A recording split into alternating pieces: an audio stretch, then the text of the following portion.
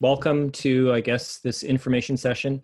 I just wonder, maybe I might say something that you've already heard from Laura or from other persons in the admissions office.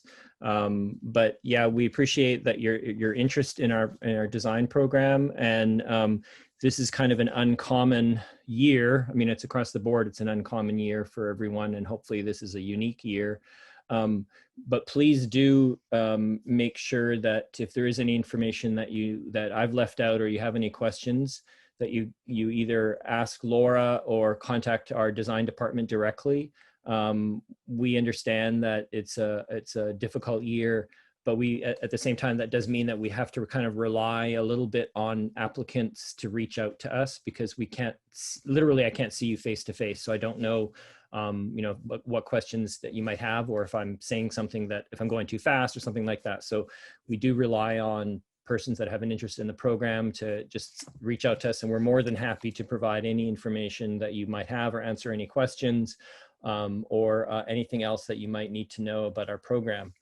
The design program at York University, we have a master's program and an undergrad program. The master's program is going through a bit of change at the moment.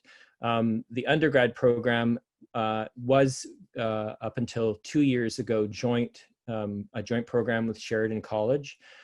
2 years ago, we have split the program and then redesigned the program to have a new focus. And it takes place solely at York. So all the last two intakes of students have been students that are engaged in the new design experience. And we've redesigned, retooled the BDes undergrad to suit what we feel is the direction for the 21st century. We knew that we would be splitting from Sheridan for quite some time, and so we had done quite a bit of preparation. And in that preparation, we spoke with persons from many other institutions, leading scholars and leading educators, from the chair of design at Carnegie Mellon to chair of PhD program and former master's program, or former chair of the master's program at North Carolina State, to someone from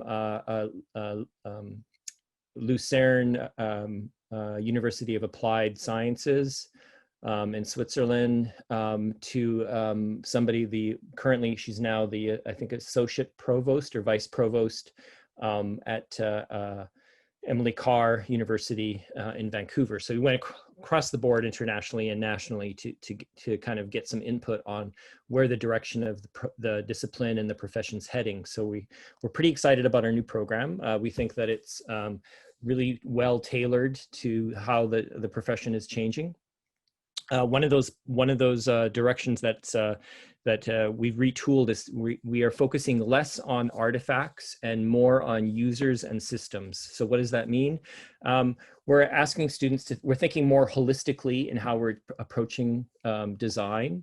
We're looking at design as a series of systems that engages with the public, engages with society, and engages with culture. So we're less interested in giving you the skills to produce a book or a magazine. We do that. We still give you all those skills, but we're asking more deeper and kind of more, we would say, more interesting questions, perhaps, about that book or about that magazine or about an app, and how those objects or those artifacts kind of interact with society and the needs of the future.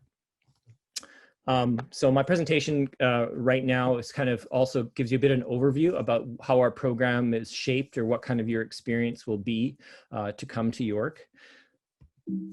Oops. All right. So design, here's a kind of a good kind of underlying statement for our new program. Designs the collected experience of material culture and the collected body of experience, skill and understanding embodied in the arts of planning, inventing, making, and doing for people.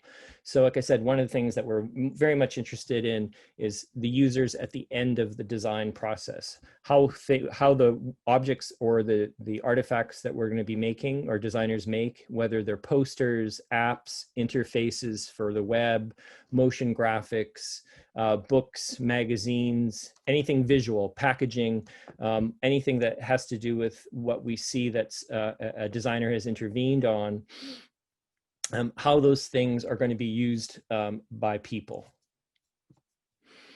Design's kind of an, it's an interesting place because probably there's a number of you that are out there in the audience that are thinking about design because you have an interest in fine arts or the arts in general.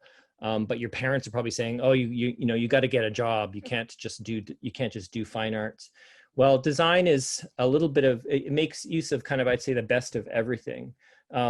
Design is somewhere between the sciences and somewhere between the humanities or the arts, because it actually, what's great about design is it synthesizes a lot of materials that are present in the humanities and sciences. If science is about observation, about the facts of the material world, and humanities is about interpretation, about interpreting the complexities of human experience.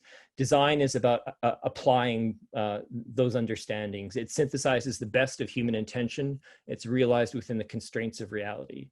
So design is actually kind of an actionable or action-oriented way to interpret the world. And that's one of the great things about being a designer. It's quite rewarding as a career option because you feel that you are contributing and you're seeing the kind of fruits of that contribution that you're making. So design at York, we focus on communication. Design is communicative. So we start you off in the first year with kind of a basic understanding or a basic foundation to provide you with the skills for visual making. So we make sure that everyone has a really good foundation in the first 2 years. The way that our curriculum is structured is the first 2 years are kind of a boot camp experience. So we make sure that students have a really good foundation. We don't have a lot of electives in the first 2 years. That's because we make sure that everybody gets exposed to all our strengths. So we're very good at information design. We're very good at interactivity or interaction design. And we're very good at communication design. So there's 3 kind of streams or 3 kind of focuses that we're very good at. And we make sure that you're exposed to all 3 so you have a good foundation. Because what happens in the 3rd and 4th years, it's actually kind of the opposite experience where it's almost all entirely made up of electives. So what that allows students to do is if they decide, you know what, I want to focus on interaction design, that's the career path that I want to choose. In 3rd and 4th year, you get to kind of customize the courses that you're choosing to take or the path that you want to take. So you can just focus on interactivity.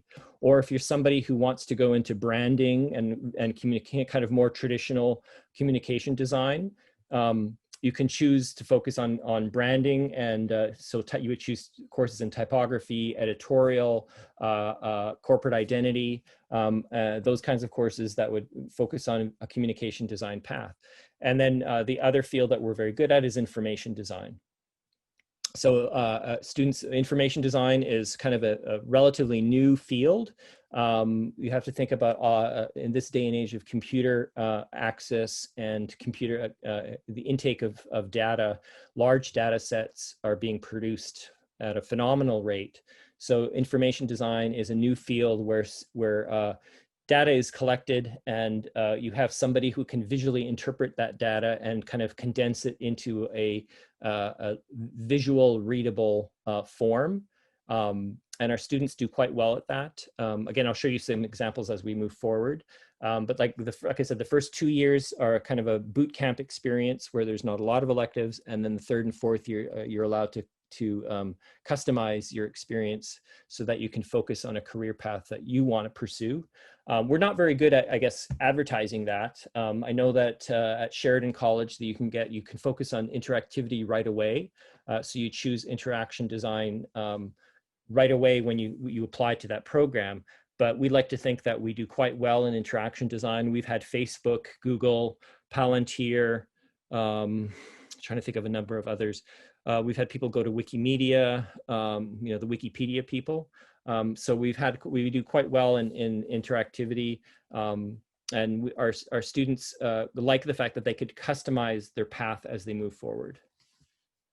So this is an example of a first semester basic composition material. It's a course that I teach, where we teach just the basics of composition skills. Again, first year course where they're starting to apply some of those basic compositions. So these are two variations of a book cover. This is basic information design, where there's some interpretation of a map given to a student. And this is a little bit more advanced. So this is some image making that has to do with some exploratory material that's done by a student in the 4th year Capstone Studio course. So this is part of our communication studies stream.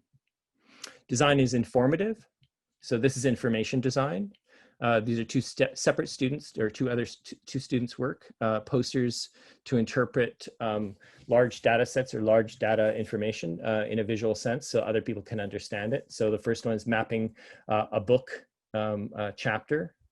And the second one, various forms of philosophical information and in the sciences. A pamphlet on, this is a Capstone Studio project. This is a pamphlet on recycling.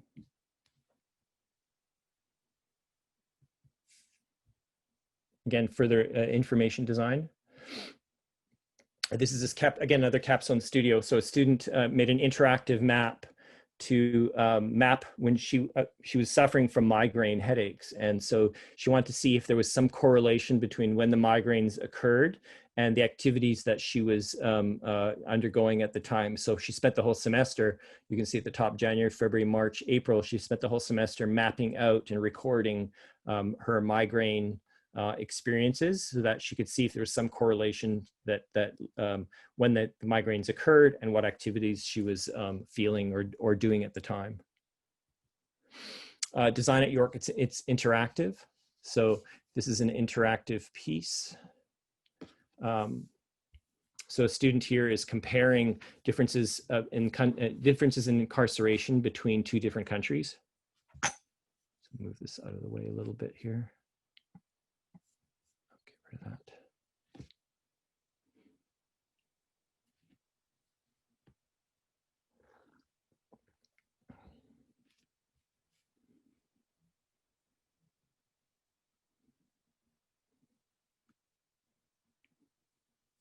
Okay, it's a long movie, so I'm gonna move on because I don't want to eat up too much of the time.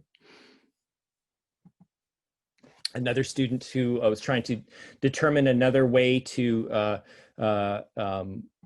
produce a weather mapping app based on using images as opposed to using normally you get, like on the Weather Channel, the little clouds of rain or sunshine or the little emojis or icons. So she's trying to do it based on using photographs of actual places.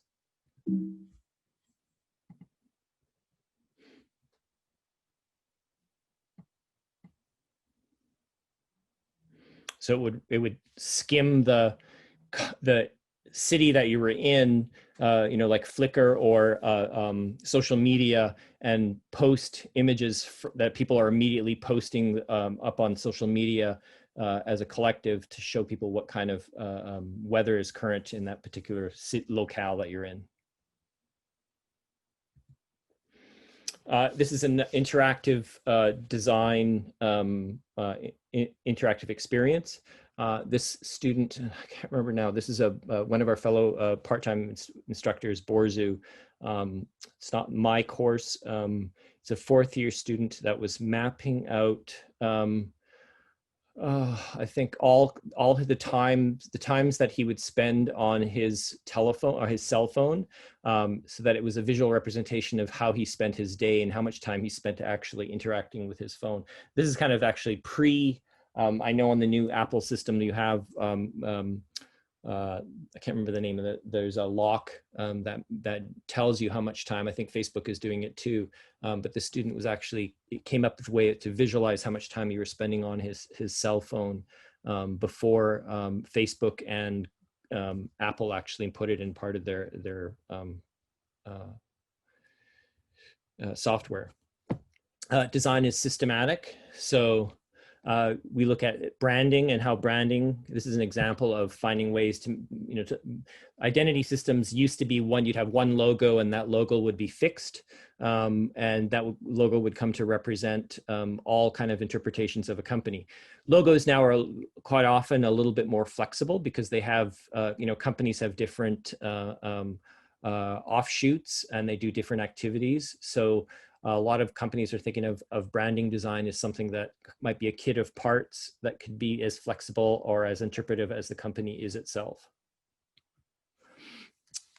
This is a student who, in terms of systematic, developed an app and a concept for mapping out his experiences to make an interactive or a smart skateboard. And actually, he was able to find a company that would manufacture a prototype for him. And this is the actual manufactured prototype of his smart skateboard that would keep track of his daily activities. This is a student in packaging design who's looking at finding ways to make packaging that was more environmentally responsible. So in this sense, she crenellated cardboard so that it wouldn't have to rely on glue or any other toxic chemicals to make a package for Kleenex. And this is, from what I recall, went as far as it won an Adobe Design Award. It was recognized for its ingenuity to make packaging for a Kleenex box. And the whole thing is based on folding without having to require any other chemicals or any other substances to put together. So again, that's a very holistic way to look at, well, what can I do to kind of intervene in a system to produce work that is different than how we normally conceive of things. So design is process driven. We talk a lot about working through process, which means kind of working through various steps to come up with a solution. So unlike the sciences where 2 + 2 will always equal 4, design is very iterative, which means that you go through numerous refinements to come up with a final solution. You might conceive of the original idea or one idea, but then you'll talk to users and get input. You'll talk to classmates, you'll talk to colleagues, you'll talk to peers, you'll do some further research in a particular area. And all of those things come back into or kind of feed into improving the work that you're doing. So there's numerous steps where design kind of has many interventions to find the final solution. So this is like an example of a student's process work where she has done numerous sketches and sketchbooks and various pieces of paper as she's working out a plan for a design project. So she's visualizing here.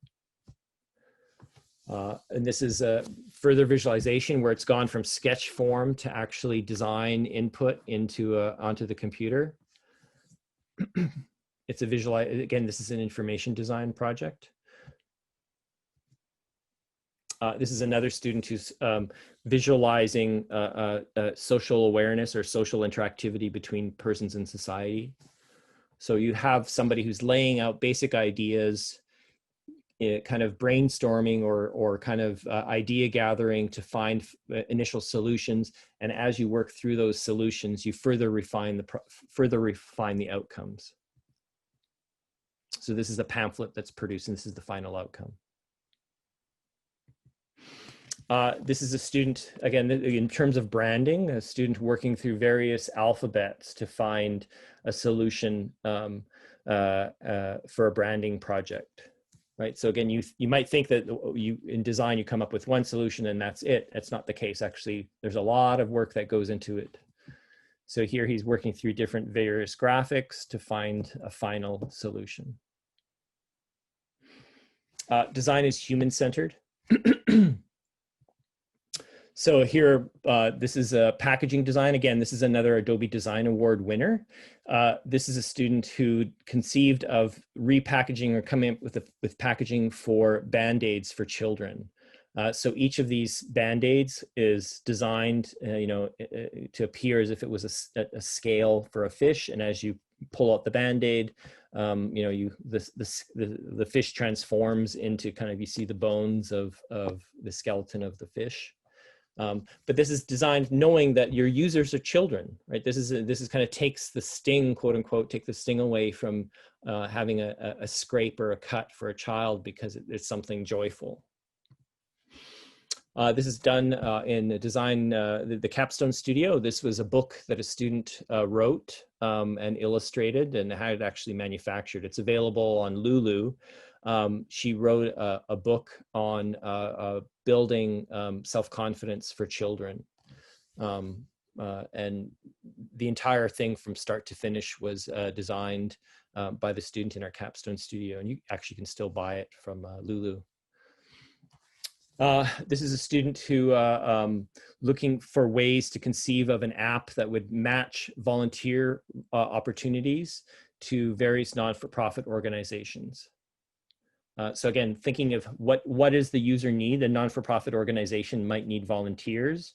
How do they get that? How do they advertise that? How do they make that possible to attract individuals? So she conceived of an app that would make that kind of match the needs of the users, in a sense, to the needs of volunteers. Design is interdisciplinary.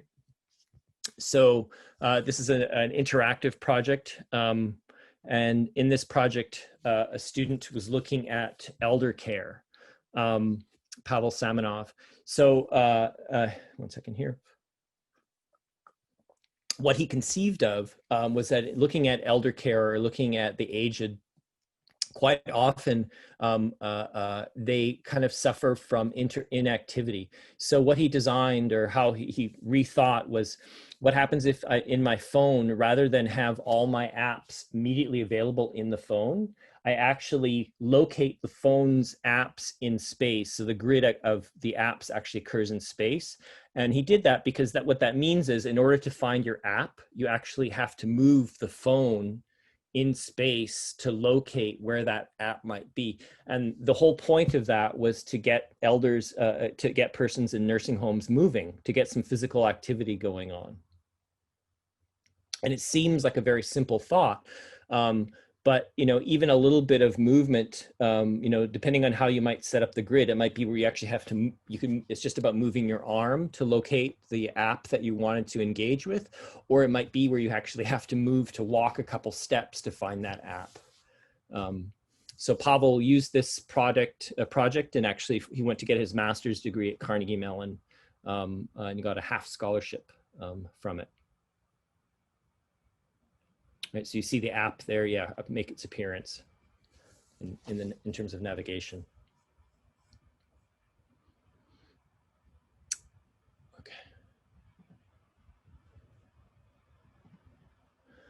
Okay. Design is also interactive because there are social concerns. So this is a student done about 5 years ago. She was African-Canadian student, and she was disturbed by the number of persons in the United States that were shot by police between the, I think the years, I want to say 2000 to 2014. She found the data in a database of all the names and most photographs of both the victims and the police. And so for every spread, you have a picture of the person on the right and the police officer on the left. It's a pretty moving book because the numbers, the sheer number of persons is pretty shocking. But there was like I said, there's a concern for social awareness, and again, because design is an interactive field. This is another Capstone Studio. This is quite interesting from my perspective. These are transcripts of the top, in this instance, the top 5 videos on YouTube. So if this student found a website where you can type in the number of views, Parisa Yazdani, you can go to the number, you can find the number of views that a YouTube video has found in terms of how its popularity. So it might be, 1.2 million views. This website that she found will translate 1.2 million views into how much supposed advertising that generated. So that might equal 1.2 million views, might equal $60,000 in advertising revenue for that YouTube person. What's interesting then about what she did, she took the video and she transcribed it into text. And the point of it is when you start to read these texts, you realize how inane and ridiculous these videos are. So for instance, this one by Logan Paul, its estimated earnings, it had, as of 2018, 36 million views and then some, which equals an estimated $122,000. And then when you read it, it's ridiculous. Like, it's just inane language. This is, we made jam out of Oreos. I mean, really, that earns him $122,000? Okay. Design is also interactivity at York, quite literally. So at York, you're taking university courses at a university. We all have full exposure to all of the faculties that are available on campus. As part of your requirement as a university student, you are required to take 6 general education courses. So that would be 2 in the humanities, 2 in the natural sciences, and 2 in the social sciences. And everyone at a university has to do that. And part of the reason for that is it makes you a well-rounded, a much better rounded individual. We also have free electives, and we have AMPD, or Arts, Media, Performance, and Design, so in-faculty electives. And that's, again, to allow you to round out your education, choose things that you're interested in, and it also helps inform you to inform your projects, especially when you're moving into the upper years, into 4th year where you're doing a capstone, because the Capstone Studio is essentially 1 year of independent study. So at that point, you're pursuing a project or an interest that is something that you have a particular interest for, that you want to find more information about. And usually those are related, or they hopefully are related to an elective that you might have chosen that gives you that kind of theoretical and research base that rounds out your educational experience. Design's also experiential. So here at York, we do, a lot of students assume that the college experience is where you would actually learn practice. In the universities, you go for theory. That's not the case. York University prides itself on an experiential or a skills-oriented professional level education. For example, this is another Capstone Studio. This is a student that I taught. Where a student worked for one summer for a company that wanted to have a social media presence. And she saw the principal of the firm struggle considerably with trying to tweet out information to attract customers. So she decided to come up with an app. She came up with an idea for an app called Q, which would kind of probe you, for example, if you wanted to have a Twitter account or an Instagram account, it would ask you questions each day about your business that you could then post on social media. But normally, what was unique about what she did, or her idea, people think in terms of beginner, intermediate, or expert, and that's not the case. What she understood was that companies or persons who own a company, they're much more interested in time. So she tweeted out, or she understood to tweet out, she understood to ask the principle of the company. How much time do you want to spend? So the questions were based on how much time you have. So instead of picking a company, instead of asking a beginner question, she's like, do you want to spend 5 minutes, 10 minutes, or 15 minutes in terms of answering these questions? She was quite smart about this. We ended up talking to the innovation office and the commercialization office here at York. She filed for a worldwide patent on this product. She also entered it into the university engineering program startup competition, and she received $10,000 to put this idea into use. Yeah, she did quite well with it. This is from a course that I've taught. I have taught a design criticism course, and so by the end of it, the students are they have to write a 500-word piece of criticism every week.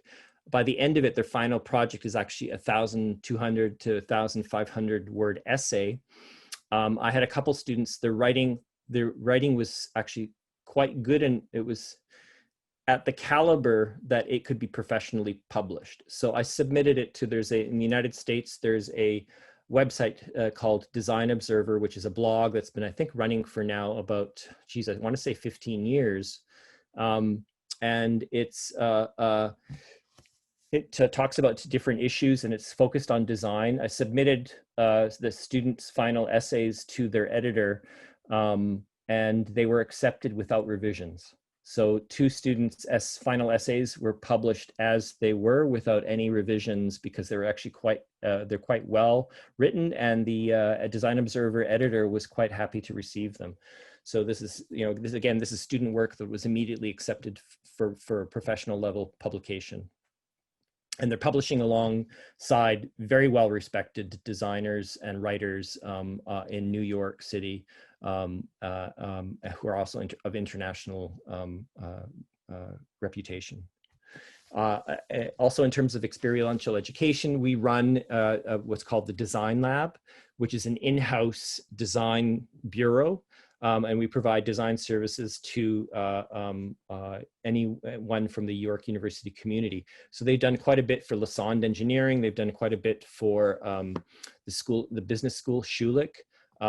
Here they did the branding for the electric vehicle research center at the Lassonde School of Engineering. The Center for Automotive Research. They did the branding, the website, other peripheral materials for the company. And it's run like an in-house design office. They meet the clients, they interview the clients, they do some research, they come up with proposals, they do timesheets, they do the whole bit. It's a very small class. They usually have around 7 to 8 students, and it's competitive to get into because of the fact that they have to keep it small in order to be able to run it effectively as a design office. This is further work they've done, the Design Lab did for Lassonde. Design's collaborative, so students do work on collaborative projects. They learn to learn to work together, to work with peers. These are students, from the Design Lab. And design is also entertaining. So let's not forget that you can have fun. So this is a couple interactive projects. One of the students in the Capstone Studio devised turn that down a little bit, devised an interactive video projection. This is when in the AMPD building. It used to be, well, it's actually right next to the Starbucks in the Goldfarb building. So you see people here, they're actually kind of interacting with the computer that's on the laptop, and it's being projected on the screen on the wall there.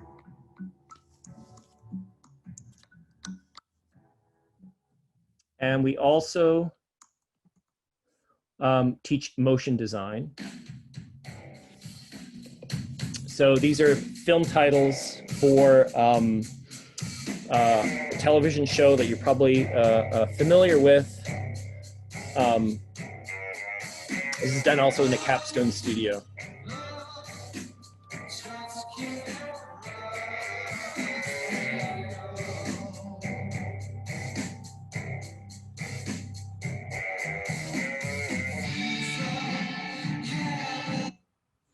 So I'll stop it there. So our students do quite well, also in the motion design industry, because there are movie and television companies located in Toronto, and then we've had quite a few go on to New York City and Los Angeles. So the new Bachelor of Design at York University includes, so this is the breakdown, a combination of studio courses, studies courses, and professional practice courses. We have this design placement is a required internship that takes place between the summer, between third and fourth year. Firms in Canada, United States, and internationally have agreed to take our students for a 3-week non-paid internship, which often does turn into a paid position for the rest of the summer if the firm likes the contributions of the student. We either have a list of firms that have agreed to take our students, or students are allowed to find a firm that they may want to work for. So we have had students that have found firms to work for in Paris, Nagoya, Japan, Tokyo, Japan, Los Angeles, San Francisco. That's how students end up starting to work at Google, was they approached Google on their own. So we've had students work at Google ever since. Same thing with Facebook. So there's, like you see here, the studio, the green and the orange, there's a good mix between the two studios, and then the whites are all electives. So there's a good mix for you allowed to take electives. These are just some of the studio course options that are available to you.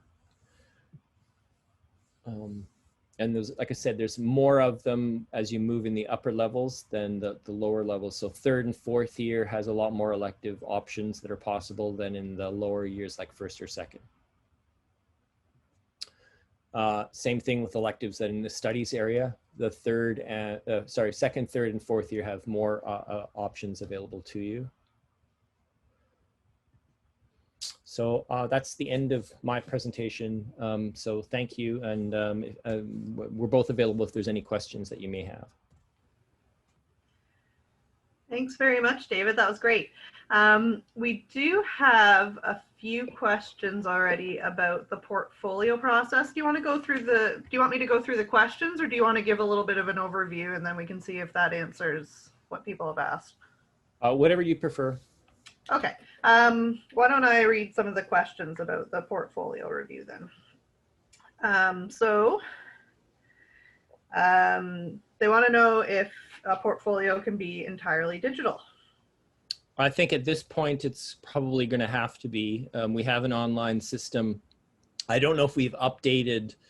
I have a feeling we probably haven't updated the language on the website. It may say that you have to come in for a interview, but I'm going to say I'm 100% sure that's not going to happen in the age of COVID, or in the era of COVID. So we'll probably be moving to uploading your portfolio, but we probably, if that's a question you're having, it's probably maybe because we haven't updated our website yet. But right now we're teaching all our courses online, and next semester we'll be teaching all our courses online. So I can't see us having in-person interviews.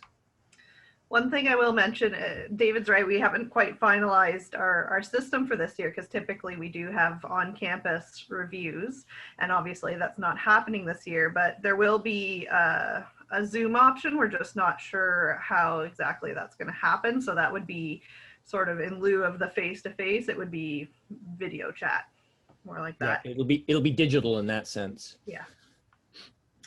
Should we include only design work and no fine art? So why don't you just talk a little bit about what people should include generally in the portfolio? You can include fine art. We know that, like, we also understand that in this day and age, especially if you come from a rural high school or something, your school may not have digital, or it might not have a design course. So all you have is fine arts. And even some of those rural schools may not even have a fine arts. They might have cut their arts classes. So we understand that. What we really recommend is look at provide a list of things that we recommend that you have in your portfolio. And it's good to have those things. You would be surprised at how many, I'll be honest, you'd be surprised at how many times we have said to students, because we get that question quite a lot, look at the list, and then they don't do it. They ignore it. We really do emphasize, have something with some typography, have something with some type. So what that means is even if you don't have an art class, you don't have a design class, there is nothing stopping anybody from creating a fake book cover or fake magazine cover or fake CD cover. You can do that on your own, but we want to make sure that you understand what you're getting into in terms of your career path. So if you don't like working with words, don't go into design. So we're looking to see if you understand what it is that you're getting into. So yeah, we've had people that we've accepted who don't have anything with words, who only have fine arts, but I strongly recommend have something with some words in there. And there's a list of things that we recommend. Anybody can make a fake book cover, because you've probably read a short story in high school, like Alice in Wonderland. Just make a cover of, an interpretation of Alice in Wonderland, slap the title Alice in Wonderland on it, and there you go, you got a book cover. But you can apply with just fine art. You can apply with just design. At the end of the day, as long as you've got a strong portfolio, but one of the ways to make a strong portfolio is put something in there with some words. That's very good advice. So somebody else asked if they will be showing their sketchbooks digitally during the video interview. So if you were doing some sort of Zoom interview, you could show it that way. Typically for students who upload their portfolio online and don't have that specific face-to-face interview portion, they submit a video of their sketchbook. Did you have anything to add to that? No, they don't do a video of their sketchbook. Oh, sorry. It is one of the mandatory things is to have a sketchbook. So there's scans of their sketchbook. We do look for that. I believe we ask, I'm guessing off the top of my head, but I'm guessing between 12 to 15 pieces. And some of it must be sketchbook. We have a couple of questions about portfolio nights or critiques, so I'm going to plug National Portfolio Day. Again, this is all happening virtually this year due to COVID. The big one where we will have most faculty attending will be October 24th from 12 to 4 p.m. Eastern Standard Time. National Portfolio Day is a great opportunity for students to have their portfolios reviewed and get feedback before they've actually applied into the program. Did either of you want to add anything about it? I would just encourage the other great thing about that may not occur to applicants or to students is the great thing, you get feedback on your portfolio, but the other thing is it takes away a lot of the nervousness that you might, or anxiety that you might feel otherwise. Like if you don't do if you don't do National Portfolio Day, you don't have to, it's not a requirement, but what it does do is it kind of gives you the experience of maybe what'll happen in February when we do the interviews, but it's like a warm-up session. So you kind of, by then it's like, oh, I know what to expect. It's not a big deal. So that's the great thing about it, is it takes away a lot of the anxiety and a lot of the kind of nervousness that you might otherwise feel, because in a way, National Portfolio Day kind of doesn't count. Like you're not being admitted or not admitted based on National Portfolio Day. It's just an opportunity to get some feedback from faculty.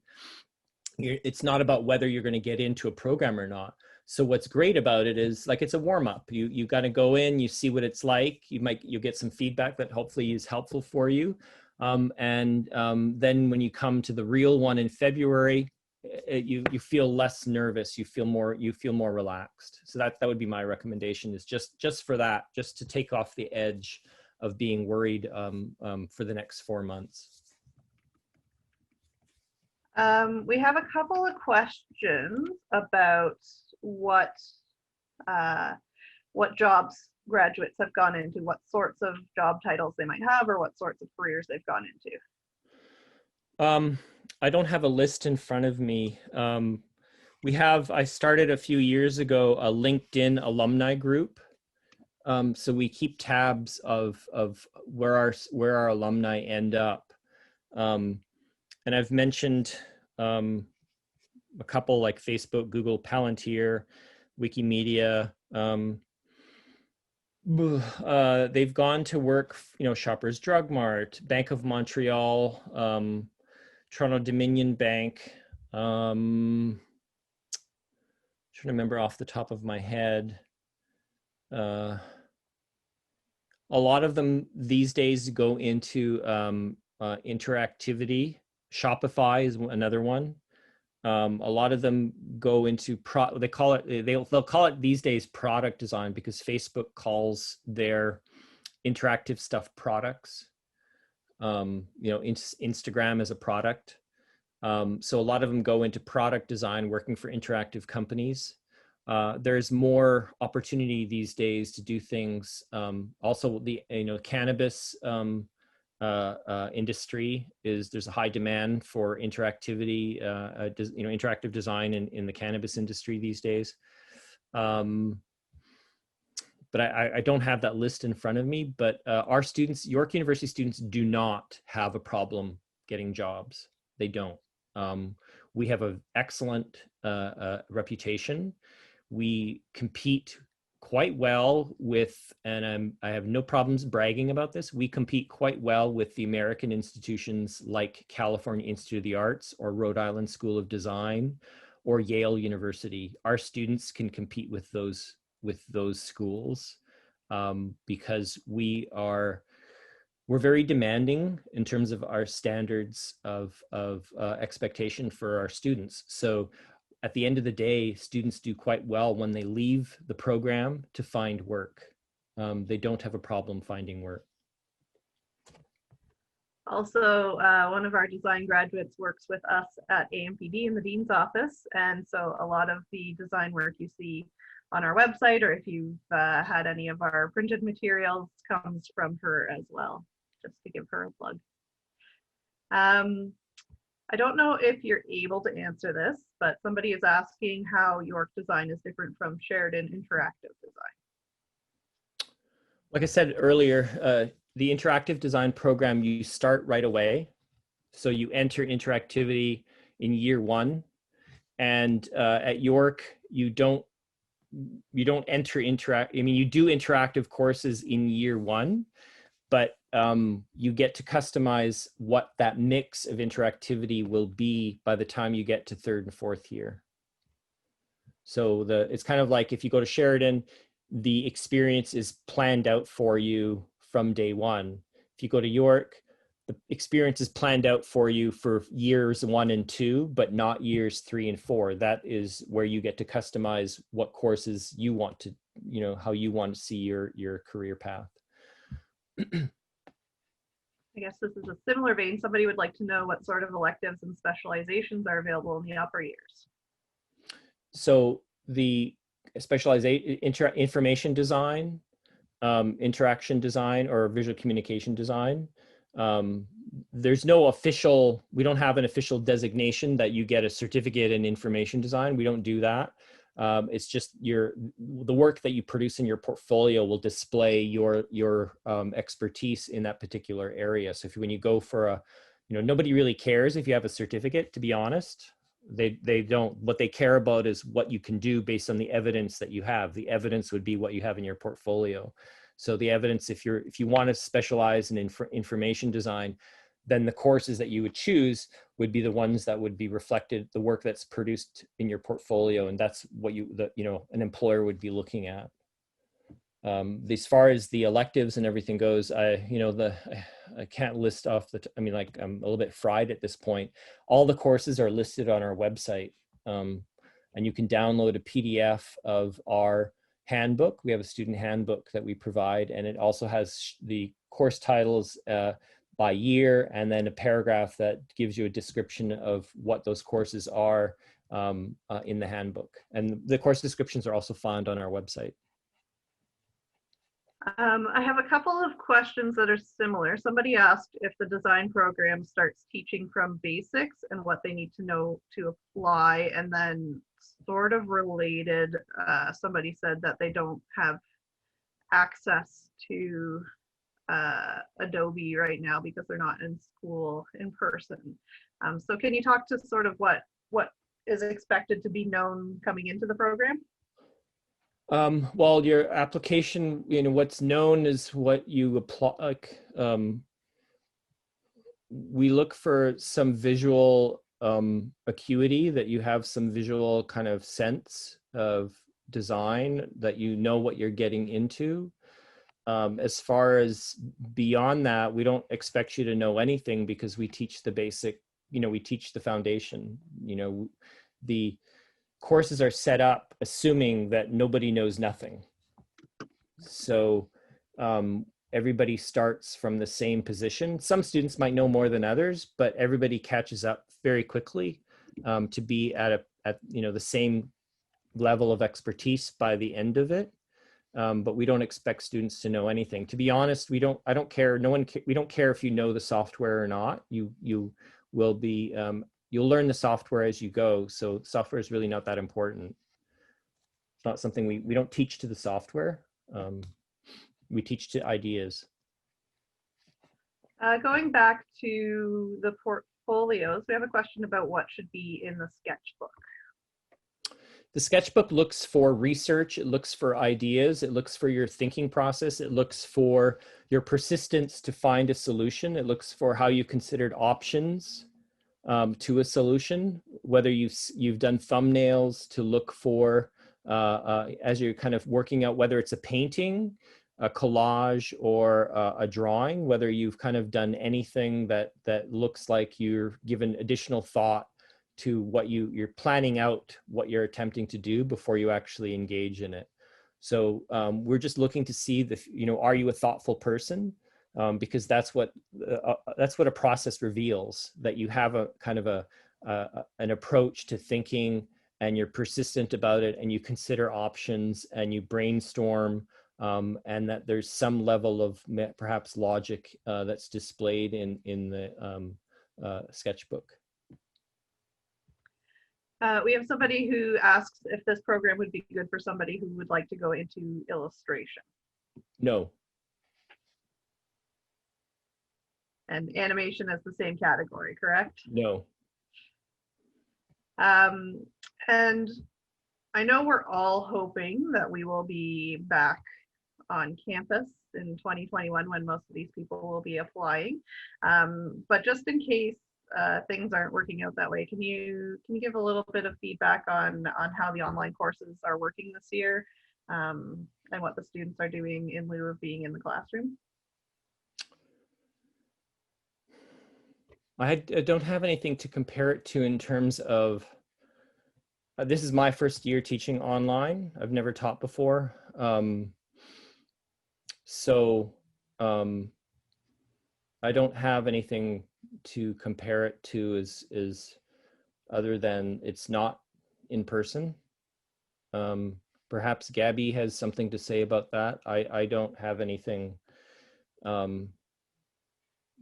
I don't have anything I can say about whether or not it's different than, it is different, but I don't have anything other than to say it's a different experience, both for me and for the students. Yeah, I mean, you're still gonna be, there's nothing virtual about it, right? It's really easy to call this sort of virtual learning, but it's very real. The assignments are very real. The feedback is very real. What you're missing is just the professor kind of walking you through steps over a shoulder, or sort of the tactility of a final product. You sort of have to be there to kind of understand the differences, but generally speaking, if you're willing to be as engaged as the professor asks you to be, and every professor has a different level of engagement that they request, then you'll get out of it what the professor has planned for you to do. Great. I think that's about time. So just a couple of notes for those of you joining us. Our applications are open now. As I mentioned, we are still working out a couple of items with our evaluation system since we can't do it in person this year. So that's not quite open yet, but it should be within a few weeks. If you are applying to the program, the application deadline for Ontario high school students is January 15th. And the evaluation deadline is February 3rd. So just something to keep in mind. And once again, I highly, highly recommend National Portfolio Day. As David mentioned, it's a great sort of dress rehearsal and a chance to get feedback and be really confident in what you're submitting with your application. So we have recorded this webinar and we'll have it up on our social medias. I also want to let you know that we will have an Instagram Live with a couple of design students tomorrow at 5:30. We are at Yorkview AMPD, and they'll be answering questions there as well from a student perspective. So if you'd like to join us there, we'd love to have you. And you can always email us, ampd@yorkview.ca, and we will connect you with whoever you need to be connected with. So thank you so much to David and to Gabby for joining us and for the presentation. And thank you to our attendees.